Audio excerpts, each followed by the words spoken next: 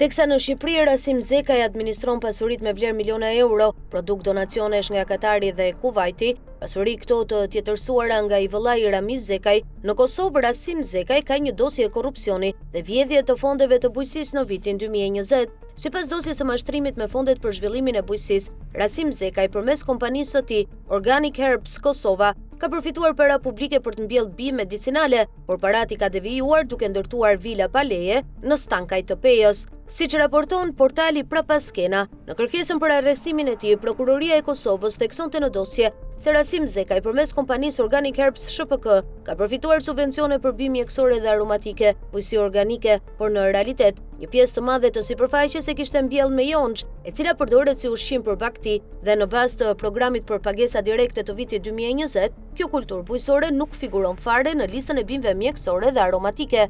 Sipas dosjes penale, Rasim Zekaj përmes mashtrimit ka përfituar 10 mijëra euro nga fondet publike të akorduar për bujqësinë, ndërsa akuzohet se ka korruptuar disa zyrtar duke u dhënë rishfet për zhvatur parat publike. Rasim Zekaj ka dhënë mijëra euro rishfet tek zyrtarët e ndërlidhur me subvencionet, konkretisht dy inspektorëve Bekim Bruçi dhe Blerim Mulliqi, si dhe drejtorit të AZHB-s, Luan Statovci, i arrestuar në vitin 2021. Statovci ka pranuar shuma të ndryshme të parave nga persona të ndryshëm në mënyrë që ata t'i fuste në listën e përfituesve për subvencione. Në një rast, gjatë përgjimeve, Statovci dëgjohet duke thënë se e ka në posedim shumën prej 600.000 eurosh, e bënte plane që të blinte një banesë në vlerë nga 200.000 deri në 300.000 euro. Gjatë bastisjeve janë sekuestruar rreth 433.160 euro, $600, 200 franga, 275 lira turke, 15 telefona, 8 vetura, një kompjuter, 5 armë, një USB dhe një vul. Ndërkaq Rasim Zekaj, sipas dosjes së vjedhjes së parave për bujqësinë, ka ndërtuar vila pa leje në pronë publike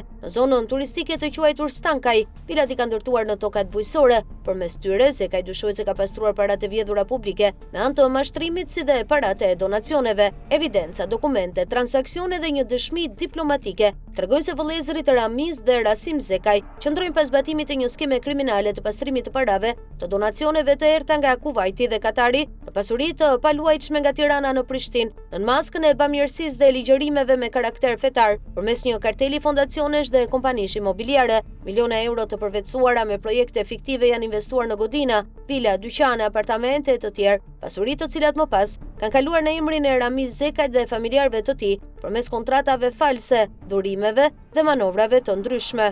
Nawaf Mohamed Ali Humud Fawaz dhe Ganem bin Saad Maged Al Saad Al Kuwari nga Katari rezultojnë dy nga urtakët e Ramiz Zekaj dhe personazhe kyç në përvetësimin e pasurive, produkti i donacioneve dhe shoqatave të bamirësisë. Aktiviteti i dyshuar kriminal është zhvilluar në hundën e institucioneve lizbatuese shqiptare, sidomos të shërbimeve informative. Kolegji Universitar Instituti Kanadez i Teknologjisë në Porçelan, Tiranë, një godinë me vlerë miliona euro, produkti i donacioneve nga Katari, ka përfunduar në duart e Ramiz Zekajt për vetëm 900.000 lekë. Në vitin 2011 themelohet në Tiranë shoqëria Talm Albania me objekt në fushën e arsimit, kulturës, edukimit, formimit, kërkimit dhe aplikimit shkencor, si degë Talm Group në Doha të Katarit. Vendi i aktivitetit rezulton në ish blok, Qendra Zayed, një organizat me karakter fetar. Si aset i kësaj shoqërie është edhe Kolegji Universitar Instituti Kanadez i Teknologjisë në Tiranë. Për regjistrimin e kompanisë është autorizuar Hamad Ben Abdenabi, një tunizian me aktivitet të dyshim në Shqipëri. Pronari i Talm Group në Doha të Katarit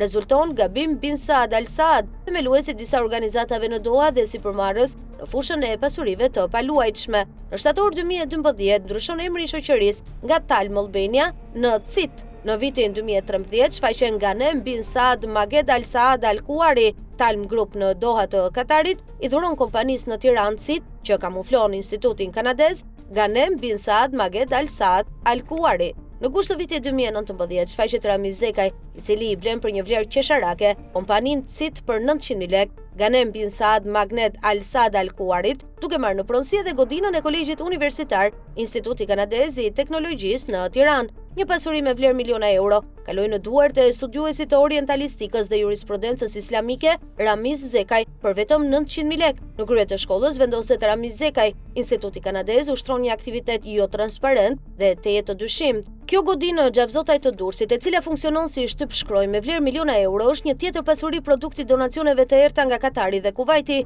Pasuria është përvetësuar nga profesori Ramiz Zekaj duke e kaluar në emrin e bashkëshortes së tij, Ndriçime Zekaj, dhe që administrohet nga vëllai i tij Rasim Zekaj, i skeduar për krime ekonomike nga autoritetet lisbatuese të Kosovës. Godina kamuflohet me fondacionin Millennium i Ri 2, i cili ka qarkulluar shumë të mëdha donacionesh në mungesë të plot transparencë. Përmes këtij fondacioni, me lidhje interesash me Institutin kanadez, pastrohen çdo vit qindra mijëra euro, ndërsa shtyp shkronja ushtron një aktivitet formal për të mbuluar pastrimin e parave. Më konkretisht, në shtator 2016 themelohet fondacioni Millennium i Ri 2 me objekt prodhim materiali për shtyp shkronjë dhe amballazhi për fason. Fondacioni është në pronësi të kompanisë Sky General Trading 52%, Millennium i Ri 40% dhe Rasim Zekaj, vëllai i Ramiz Zekaj me 8% të aksioneve, i cili është edhe administrator. Pronare e kompanisë Millennium i Ri që ka 40% të aksioneve të fondacionit që kamuflon shtyp shkronjën me vlerë miliona euro, është Ndriçime Zekaj, bashkëshortja e Ramiz Zekaj, zonja Zekaj, e cila ka qenë disa herë objekt vjedhje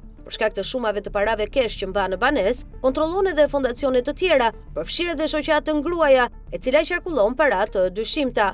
Millennium i Ri është themeluar në vitin 2003 dhe ka si objekt veprimtarie shtyp shkronjë, por edhe ndërtim objektesh. Millennium i Ri, që ka qarkulluar para të errta donacionesh, është fija me cilën grupi Zekaj kontrollon Millenniumin e Ri 2, një pasuri me vlerë miliona euro gjithë një produkti i donacioneve të errta. Ndërkaq kompania Sky General Trading, që ka shumicën e aksioneve tek Millennium i Ri 2, funksionon si një agjenci imobiliare, duke pastruar paratë e donacioneve në pasuri të paluajtshme. Jo rastësisht, administratori i kompanisë Sky General Trading rezulton Rasim Zekaj, vëllai i Ramizit, një personazh kyç në qarkullimin e parave dhe menaxhimin e pasurive, produkti i donacioneve të errta. Kumbari i Ramiz Zekaj kontrollon radion me karakter fetar Kontakt, një rrjet dyqanesh, vilash, ndërtesash dhe shoqata të ngruaja, që të gjitha kamufluar në emrin e vajzës dhe bashkëshortes, zonjës Ndriçime Zekaj. Si shoqata gruaja, ashtu edhe radioja janë produkti donacioneve nga vendet arabe dhe qarkullojnë qindra mijëra euro të dyshimta, shkruan prapaskena, Mbretëria e Arabi Saudite, Republika Arabe e Egjiptit, Emiratet e Bashkuara Arabe dhe Mbretëria e Bahreinit kanë saktuar 59 individ dhe 12 shoqata që kanë financuar organizata terroriste, duke marrë mbështetje financiare nga Katari. Në një deklaratë të përbashkët thuhet se, si rezultat i shkeljes së vazhdueshme nga autoritetet në Doha të detyrimeve dhe marrëveshjeve të nënshkruara prej tyre,